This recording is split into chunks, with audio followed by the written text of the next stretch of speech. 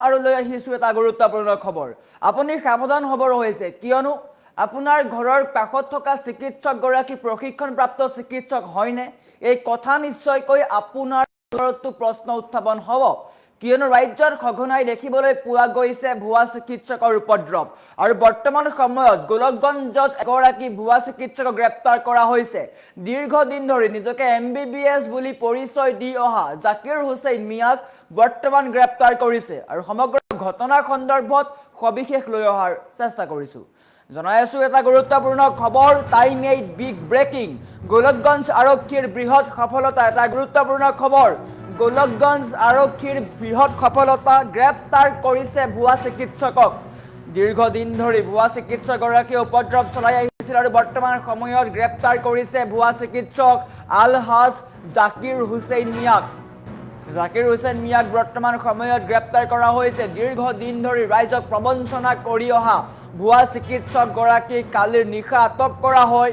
নথিপত্ৰ পৰীক্ষাৰ অন্তত আজি পুৱা গ্ৰেপ্তাৰ কৰা হয় অভিযুক্ত চিকিৎসকগৰাকীক। ভুৱা চিকিৎসকগৰাকীৰ বিৰুদ্ধে গোলকগঞ্জ আৰক্ষীয়ে 144/2026 নম্বৰত গোচৰ ৰুজু কৰিছে। চিকিৎসা শিক্ষা সঞ্চালকালয়ৰ গোচৰৰ ভিত্তিত গুৱাহাটী CIDৰ তদন্ত অব্যাহত আছে আৰু তেওঁক বৰ্তমান সময়ত জেৰা অব্যাহত ৰাখিছে, সোধা পোছা অব্যাহত ৰাখিছে। CIDৰ তদন্তৰ পাছতেই হালাকুৰাৰ পৰা আটক কৰা হৈছে ভুৱা চিকিৎসকগৰাকীক। এটা গুৰুত্বপূৰ্ণ খবৰ, আপোনাৰ কাষতো থাকিব পাৰে ভুৱা চিকিৎসক। এইগৰাকী হৈছে জাকিৰ হুছেইন মিয়া। নিজকে চিকিৎসক বুলি দীৰ্ঘদিন ধৰি পৰিচয় দি আহিছিল আৰু ৰাইজৰ পৰা ধন লুটি আহিছিল, প্ৰবঞ্চনা কৰি আহিছিল আৰু বৰ্তমান সময়ত এইগৰাকী ভুৱা চিকিৎসকক গ্ৰেপ্তাৰ কৰিছে আৰক্ষীয়ে। গোলকগঞ্জ আৰক্ষীৰ বৃহৎ সফলতা বুলি ক'ব পাৰি, কিয়নো ৰাইজক প্ৰবঞ্চনা কৰা এইগৰাকী ভুৱা চিকিৎসক, যাৰ নাম হৈছে জাকিৰ হুছেইন মিয়া, আৰু তেওঁক বৰ্তমান সময়ত গ্ৰেপ্তাৰ কৰা হৈছে। গোলকগঞ্জত গ্ৰেপ্তাৰ কৰা হৈছে ভুৱা চিকিৎসকক। নিজকে MBBS বুলি পৰিচয় দি চলাইছিল চিকিৎসা।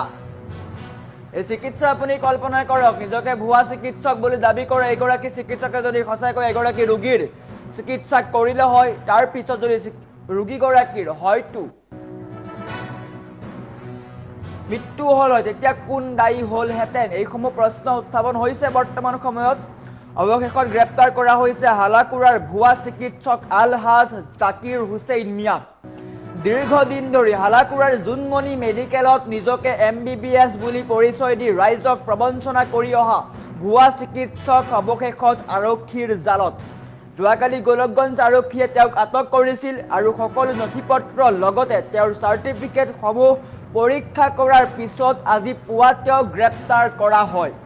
গোলকগঞ্জ আৰক্ষীয়ে ভুৱা চিকিৎসকগৰাকীৰ বিৰুদ্ধে 144/2026 নম্বৰত গোচৰ ৰুজু কৰিছে। কেইবাটাও ধাৰাৰ অধীনত তেওঁক গ্ৰেপ্তাৰ কৰা হৈছে। ভাৰতীয় ন্যায় সংহিতাৰ 316ৰ 2 নং অনুচ্ছেদ, তাৰ সমান্তৰালকৈ 123 নং ধাৰাৰ অধীনত তেওঁক গ্ৰেপ্তাৰ কৰা হৈছে আৰু বৰ্তমান সময়ত তেওঁক সোধপোছ অব্যাহত ৰাখিছে। জানিব পৰা মতে কিছুদিন পূৰ্বে অসমৰ চিকিৎসা সঞ্চালকালয়ে এই ভুৱা চিকিৎসকজনৰ বিৰুদ্ধে গুৱাহাটীৰ CID শাখাত গোচৰ ৰুজু কৰিছিল। উক্ত গোচৰৰ ভিত্তিত হোৱা তদন্তৰ পিছতেই গোলকগঞ্জ আৰক্ষীয়ে তাৎক্ষণিকভাৱে ব্যৱস্থা গ্ৰহণ কৰি হালাকুৰাৰ পৰা তেওঁক আটক কৰিবলৈ সক্ষম হয়।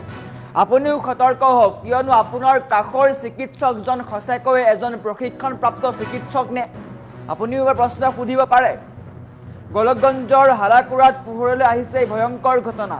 নিজকে MBBS চিকিৎসক বুলি ভুৱা পৰিচয় দি দীৰ্ঘদিন ধৰি সাধাৰণ ৰাইজৰ জীৱনৰ সৈতে হেতালি খেলি অহা আলহাজ জাকিৰ হুছেইন মিয়াক গ্ৰেপ্তাৰ কৰিছে আৰক্ষীয়ে। ডাইৰেক্টৰ অফ মেডিকেল এডুকেশ্যন অসমৰ গোচৰৰ ভিত্তিত হোৱা তদন্তত ধৰা পৰিছে যে তেওঁ আছিল এজন সম্পূৰ্ণ ভুৱা চিকিৎসক। জোনমণি মেডিকেলৰ নামত লৈ চলাই অহা তেওঁৰ এই অবৈধ কাৰ্যকলাপ এতিয়া আৰক্ষীৰ তদন্তত স্পষ্ট হৈছে। এই ঘটনাই সমগ্ৰ অঞ্চলটোত ব্যাপক চাঞ্চল্যৰ সৃষ্টি কৰিছে। আৰু এটা গুৰুত্বপূৰ্ণ খবৰ, ৰাজ্যত সঘনাই বৃদ্ধি পাইছে ভুৱা চিকিৎসকৰ উপদ্ৰৱ। ৰাইজৰ সৈতে হেতালি খেলিছে, জীৱনৰ সৈতে হেতালি খেলা এনে ডক্টৰক কঠোৰৰ পৰা কঠোৰ শাস্তি দিয়াৰ দাবী উত্থাপন কৰিছে। ইয়াৰ উপৰিও বৰাক উপত্যকাতো বহু ক্ষেত্ৰত এনে খবৰ পোৱা যায় আৰু বৰ্তমান গোলকগঞ্জ আৰক্ষীৰ বৃহৎ সফলতা বুলি ক'ব পাৰি। দীৰ্ঘদিন ধৰি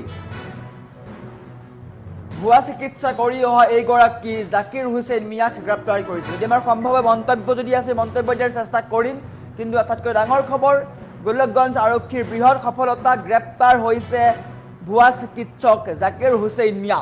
নিজকে MBBS বুলি পৰিচয় দি আহিছিল চিকিৎসকগৰাকীয়ে আৰু অৱশেষত তেওঁক গ্ৰেপ্তাৰ কৰিছে গোলকগঞ্জ আৰক্ষীয়ে।